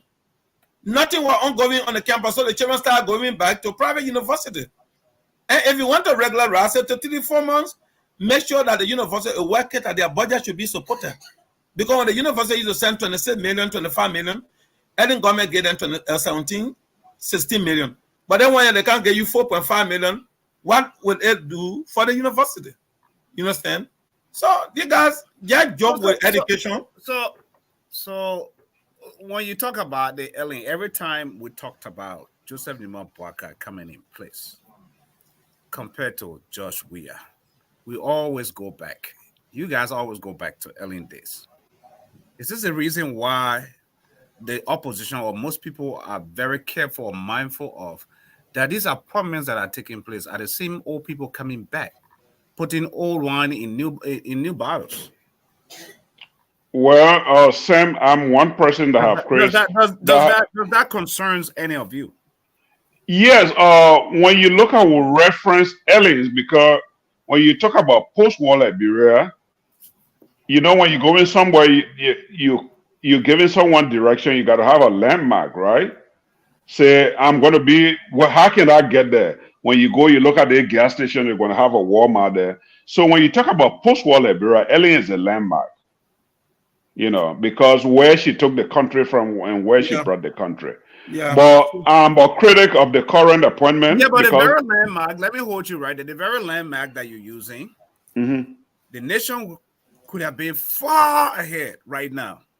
She decided, she knew it, she knew what she was doing, that if Joseph Boakai was to take it from her, the country, what we're talking now is history, far off. She knew that. She knew the competency and the capability of what Joseph Boakai would bring. Regardless of that, she went the other way. You know, backstab his vice president of 12 years, 12 unbroken years, and took George Weah. So, more or less, Ellen Johnson Sirleaf set this up so people would say Ellen did well. Ellen did well. Oh, that was go to her. That was a calculation. And I'll tell you this, I'm one person that is critical of her, and I tell you, they do the souvenir magazine for Ambassador Boakai. You're probably going to see it. I was one of the editors on the program on that souvenir magazine. And you know what they inserted there? And when they put her picture there, I fought until we got her picture out of it. I said, this is not about Madame Sirleaf. This is Boakai time. Let him shine. You know, putting Madame Sirleaf there just created. I mean, somebody, I'm not going to call name, but people are trying to fight me. But I fought. I gave my point, and I got the support. We got her picture up. Madame Sirleaf. We reference her because when you talk about really where the country should have been as compared to where we are now, it was, you know, she made a blatant decision because she wanted to protect herself. A calculated political move. Calculated political move. But we reference her because at the detriment of the country, though. Yeah, so that's what she wanted, that people would say, I think Ellen was better. You know, Sam. And I'm telling you, Sam, I'm not happy with the appointment because the first appointment I criticized is to appoint Ellen, Minister of State for Presidential Affairs, for Boakai to appoint that same person in that role. That is a mistake. I will tell anybody that. But you know, somebody have talked to me in the background, you know, because we have to also look at carefully, you know, that I talk to people. I said it the last time. You're talking to all you looking in the kitchen. No, that my daughter, I finished eating. I'm good now. I came at 8 before I got on the show. I had my dinner before I got on the show. So, yeah, my daughter went in the laundry room. I was looking at her. So, Ellen, this was a calculated decision she made. And I'm not happy with the appointment that I've been made. I have a lot of opposition that I criticize. But I know the Senate is not going to reject them because the news we are hearing is not even good. If the senators are involved in selecting cabinet ministers, that's not a good thing. And I hope it's not true. But that's the story we're reading, which is really bad. And even today, we have a group they call the JNB tag team. I mean, we somehow will raise money. And even this morning, my diaspora chair called me, you know, nobody doing, and all these old politicians and recycling there. You and myself had a conversation off air the last time. Somebody need to speak to the old man. And just to give you guys, I'm hearing, it's unconfirmed, that even party officials are really pressing hard on the old man to make their own appointments instead of appointments that he himself wants. So does that mean that because of the that JNB is not able to handle the pressure to elect those that he wants to elect? Because there are those information that we're getting that even if there were all the pressure that they are mounting on him, and he's letting them have their way at that pleasure, that if they encounter any confirmation problems, he's not on it. He's not part of it. If those nominees that the party are picking up that are corrupt that he doesn't want to appoint, because you got to know now he gonna have to be a little flexible, right, as a leader, because these are the people that pushed him to power as well. They were there, and they have other interests. Look at the interest, and one of the areas could be the Justice Ministry area with Councillor Kra. And I mean, these are some of the things that people are talking about in corridors. Where is Tewon Gonglo? Right? Where is Tewon Gonglo? Someone who is known and ready to prosecute without favor or fear. We saw that he's available, and if he's called upon to serve the nation, I think he will. Councillor Tewon Gonglo. Because from what I'm hearing, I don't have the proof, just from other sources, that Councillor Kra got a lot of issues. He got, from the not GDM, from what's that party in Nima County? So, Sam, let me say this. When we are talking about the appointment that is ongoing in the government, there are a lot of us that have reservation, like Brother Ture just said. For some reason, we reserve our comment, but I'm not too satisfied from what I'm hearing. Right. That is what that is unfolding, where individual senator, even the vice president, to get involved in recommendation, which is very, very, very, very crucial, because you get with, if you look at the political outcome, the result we got from this current election, you see his involvement that brought us to where we are. Yes. Prince Johnson being part of that whole arrangement. Yes. So then you see another one, Yomley and DeLong. Yes. Major and the group from the Ellen is still making headway. Let me tell you. Ellen is still making headway. The fact that they appointed that COS is a diehard Ellen supporter. You cannot erase it from anywhere. This is where some of us started having problems. And once he is a COS or the closest person to the president, and the president rely on him because he's been working in that area for long, the likelihood that he will have certain influence on the appointment as to who come in when it comes to the recruitment. To his mind, these people are capable to do or provide the best services for JNB, but I'm not sure, because I worked in the GSC in the past when the man used to be with Ellen. Part of our audit, when he was working at the time, he didn't appear in part of our audit. These guys, they are coming back into the government. That's why other people also are having some reservation. Not that they don't have the competency, the qualification, but the integrity, the morale to do the work. As President Baka has said, it will not be done as usual. But how do we interpret it? If we bring the one that implemented that usual way last time and is here. Yeah. So we only going to be patient to wait to see, but we can see our president facing some problem. He's going to do better. But to do the best, as he spoke on several times when he was campaigning, there will have problem, because when you are asking questions about Ellen, and Brother Tula said it to you, that Ellen came right after the conflict we had, and you saw Liberia was completely destroyed, the economy, everything, the government structure, everything. And during her tenure, she really brought in good policy.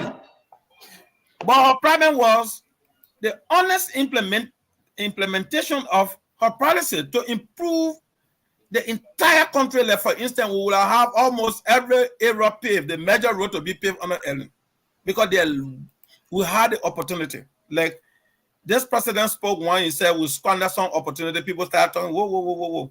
But let's go to the indicators. Ellen took that government at the time from 0.02 growth and brought it to what? To 3.1 growth. What do we have today? 4.8 growth. Okay. In fact, from 2022, according to what he said, to 2023, the 4.8 growth dropped to 4.6. Easier? So that means the 3.1 growth that Ellen left plus their 1.3, 1.5, So the entire regime under Jawia could only grow the economy for 1.5. To add to what? Wow. Yeah. So why do you think you cannot grade her? So she had to be graded because she took it from 0.some% and brought it to 3.1. So especially hopefully tomorrow, I'm gonna have to get you guys on the numbers issue, the real numbers, because this is where you guys, the people need to know numbers wise. It's very expedient, very important that a mistake that George Weah made when his hand was in the cookie jar. Yeah. He put his own hand in the cookie jar. You don't want that mistake to be made. Yeah. No, absolutely. So we want to know, and I like the fact that Amara Kone had, as he's chairing in our committee, has cited for truth to come out, Boima Kamara and the CBL, let them come out, the people that are the agencies involved, cited them to tell the Liberian people what is the truth. Now that George Weah said 240 million was left into the coffers of the country, and Joseph Boakai is saying 20.5 million. Who is telling the truth? I know these guys are fully aware because these are financial people. They're talking to each other. I know they know where the truth is, but they have to follow the law, the procedure. But our time is fast spent, right, guys? But I don't want us to leave without not talking about what took place today at the UMU graduation place, where an unknown person came, penetrated the security apparatus of the EPU to the point where that individual had touched from behind the president, almost like they choking the president. That was not touch. That was like elbow surrounding the neck of the president. Right. So whatever that was, what's your observation from that? Do you think the EPS is too lapsed? There are lapses. They're too relaxed. There's so much bluffing around, showing up whether they got guns on, wearing dashes, goggles. Do you think it's all about it, or are they losing the grip of they are protecting the number one asset? Their number one asset. For the one reason why they are being paid, For the one reason why they are out doing what they are doing is to protect the asset. Let me go. Sylvester will go loud because Sylvester is more familiarized with Liberia. Even the old man. I saw the old man when I was a little boy. I went to community school right behind his house, but I never hang around him. He will come there, walk here, but I didn't have time. So the first time I met him when he was vice president, when he came here to visit, I spoke at the program, So after the program, we sat down, we chatted a little bit. That was my first interaction with him. So I don't know him, but we have raised the flag in the group I'm affiliated with, which is a fundraiser group headed by John Malu. And we have asked or proposed that the old man ask the American government, even for 6 months, to provide him with Secret Service. Because I have a friend here who was a member of my team here that I built here. He's a very security-minded person. He often called me and said, Fred, what I see is not looking good. And I have 2 colleagues who work together on a fundraiser there in Liberia. Lord, the old man won the election. People were going there, shaking his hand, entering. They can't even check their bags. One of those guys is a nurse. She have to flag that to the security. So when people are coming, you should check their bags. And you'll find hand sanitizer. This man is an elderly man. He can get sick. Everybody come in, and the old man like shaking hand. And Stephen all of that is security concern. all of that. So the next time the girl went, the next time the girl went there, she laughed. They actually asked her to check her bag. But that is a very concern. I sent Kula a message this evening that they shouldn't take this lightly. We had a very competitive election in Africa to remove an incumbent president. The guy have a lot of money. We have to be careful. We have to be very, very careful.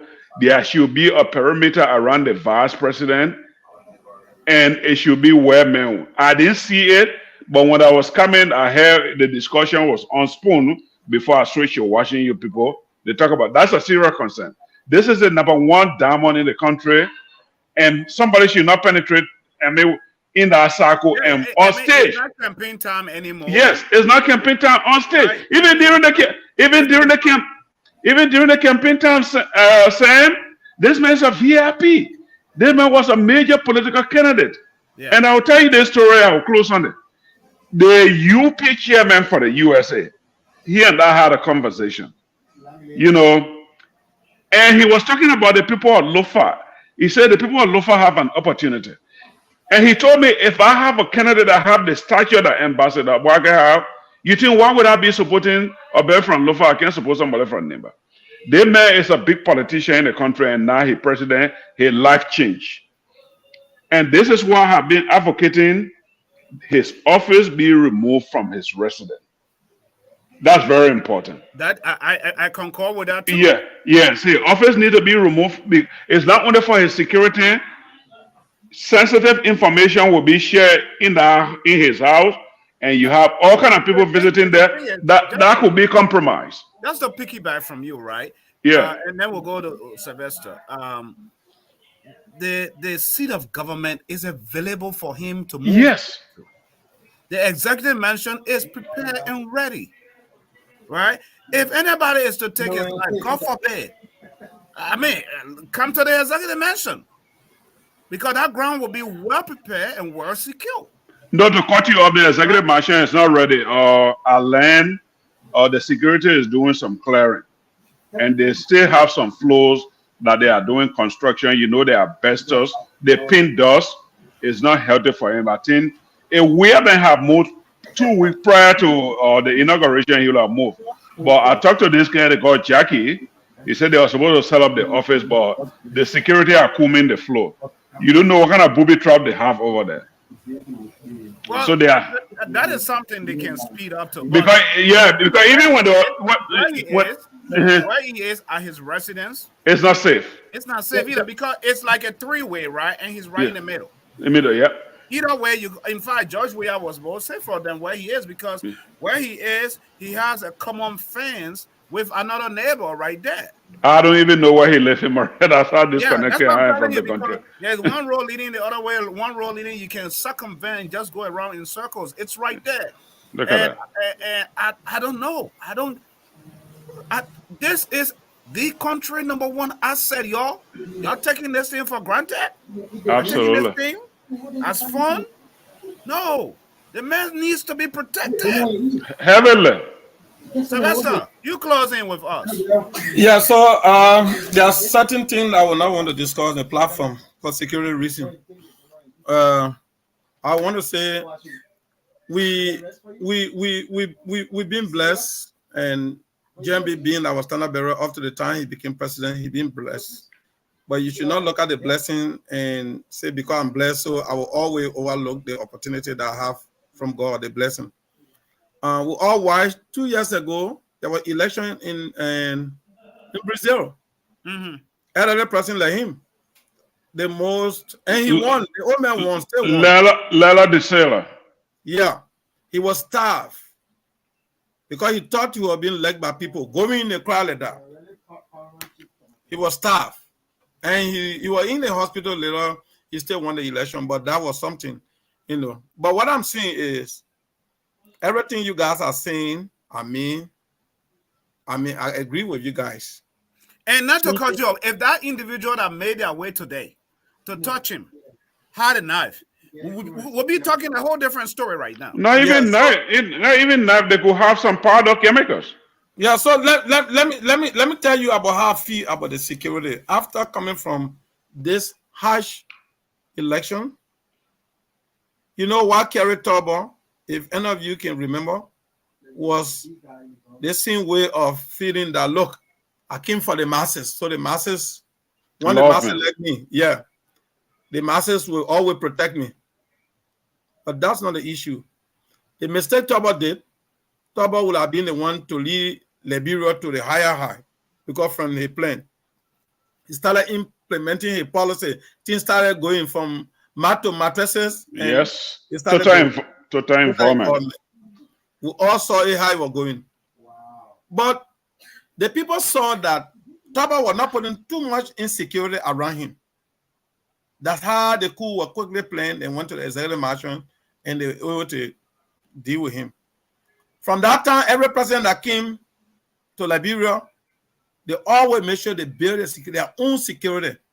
If anybody can remember, Doha, beside the executive mansion guy, Doha, own private security he trained, they used to be around him. They were 500, they went to Israel, they got trained. The Satu? The Satu. Yeah, I got one guy here who was a member of that group. They were trained. Yeah. You don't overlook security. I'm not saying you should do that, but there's a way to do it. And in fact, I thought he would have done the way Ellen did. When Ellen took over 2005, 2006, she knew there was security fragile. Most of the boys they have just come from taking guns.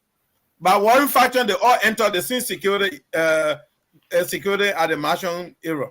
Sylvester, let me hold you 1 second. I have a caller who wants to make an input on that quickly, and then you can come back and finish your closing, please, Sylvester. Hello, caller. Are you there? Yeah, I'm here. Yeah. What do you have to say with their name first and where they're calling your name, yeah. Name and where you calling from. Yeah, all right. I'm Bishop Snowden, William Snowden. I'm in Delaware. Okay. Yeah. What's your take on what we're discussing? Okay. Very important. I'm so glad you guys are discussing sensitive issues in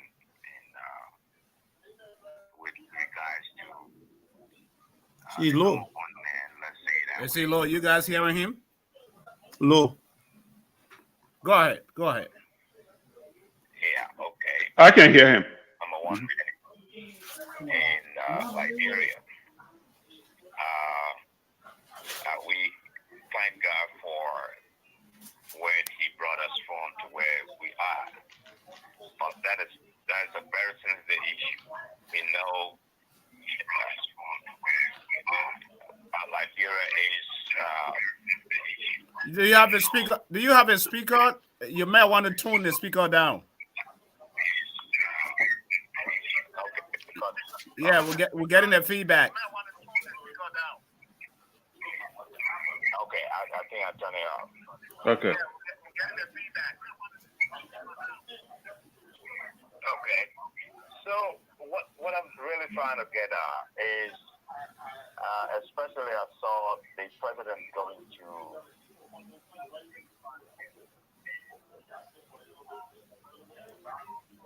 Are you there? Went to Bombay County. And to be honest with you, there was a serious a lack of security.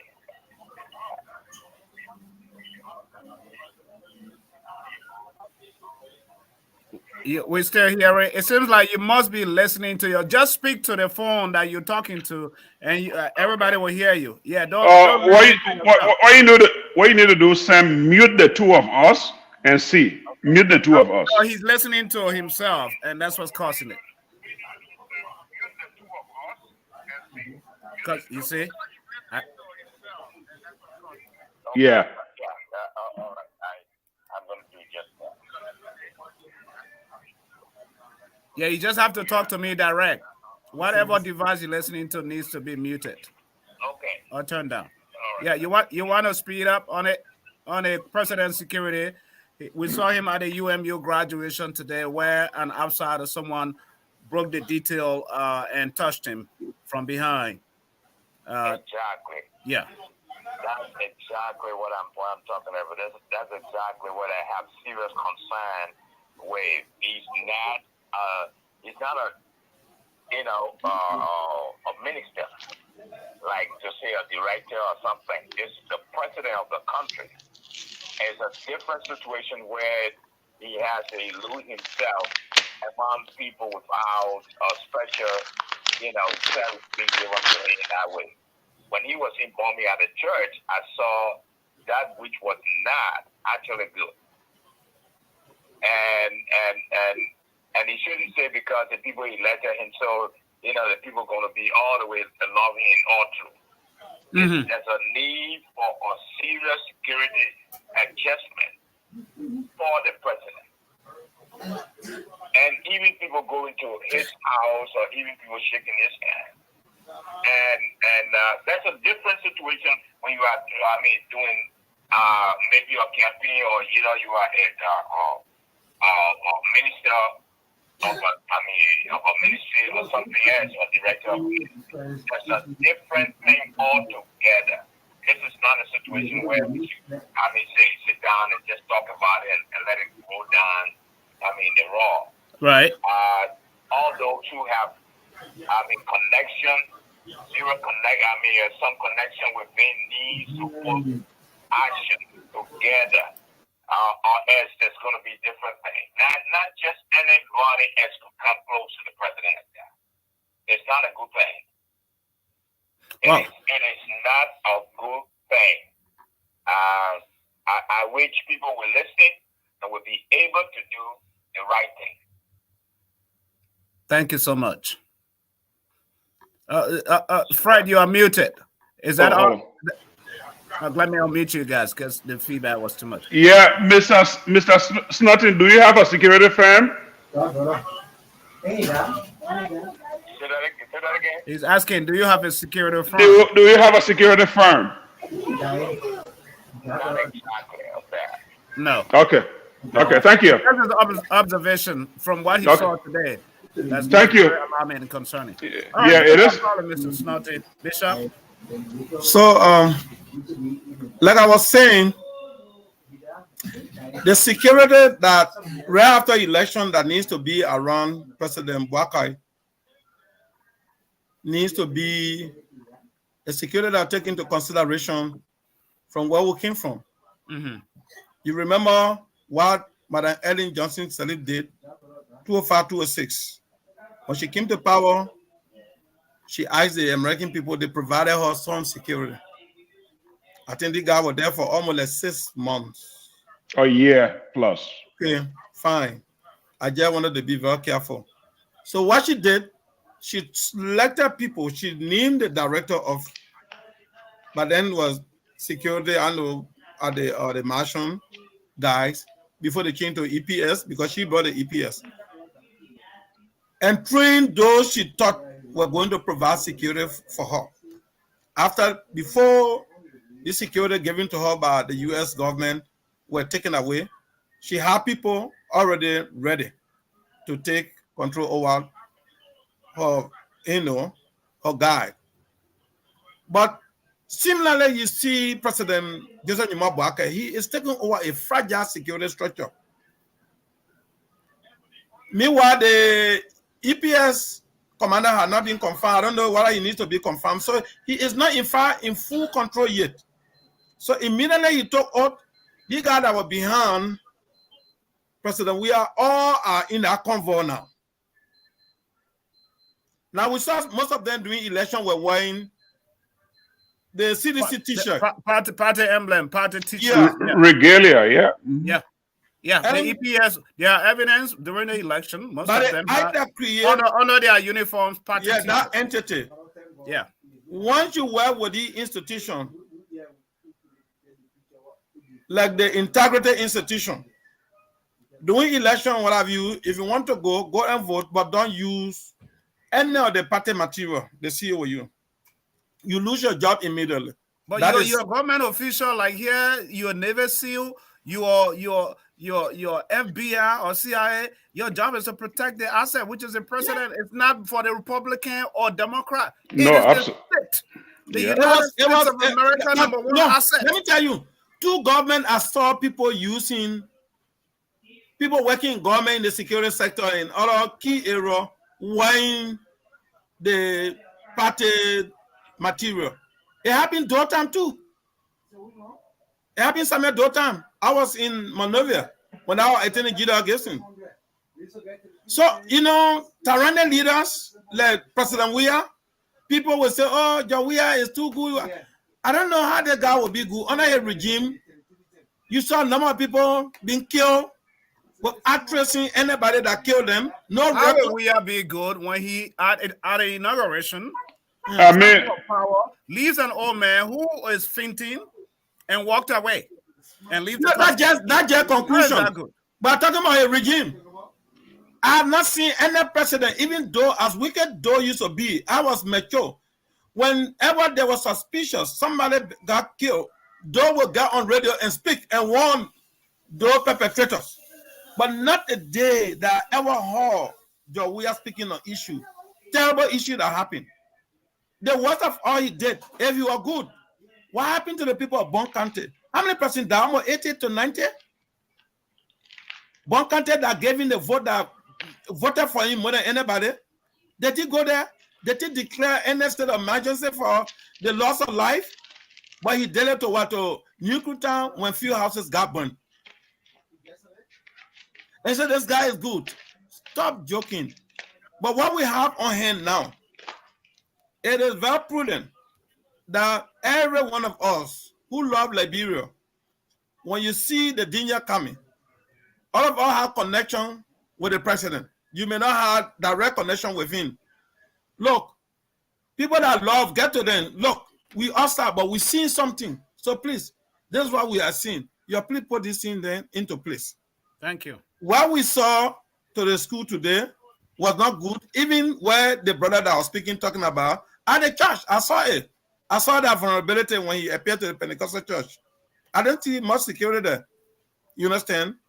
So going forward, I will want those responsible around him to ensure that he be protected, to make sure that the dream he has, he implement those dreams so that all of that, just like Mabaka is not about himself, it's about Liberia, where he is for his age.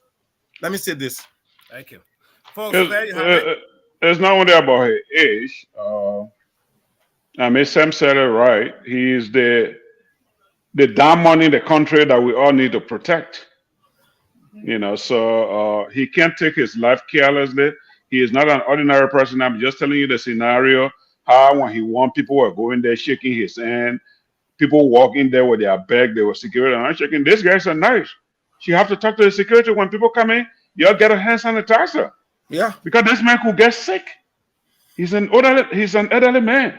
Everybody coming, you know where people coming from, especially in Liberia, where sanitation is very poor, But we can wrap it up there, we can, talk off air, Yeah, we'll discuss behind the scene. And of course, folks, welcome. Thank you so much for joining us on the 2-hour mark today. Talk TV will be here tomorrow, talking about the things that matters the country, things that are important. We appreciate all your contributions, your comments. You can follow us online on Facebook, Twitter, Twitch, as well as YouTube. We'll be here tomorrow. We'll talk about business at 12 midday. Talk TV Business Talk. And that's with me. We look forward to bringing business entrepreneurs, business mindset to talk about business, how you can grow your business, how you can be self-sufficient as well. So thank you. And then I'll leave you with this national anthem.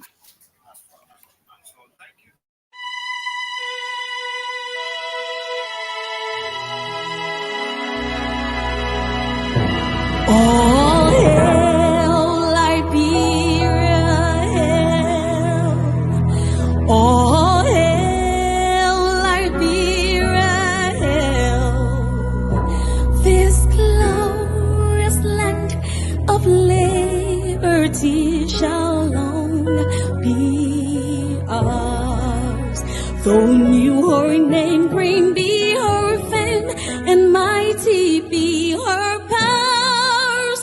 Though new her name, great be her fame, and mighty be her powers, and mighty be her powers, and mighty be her powers.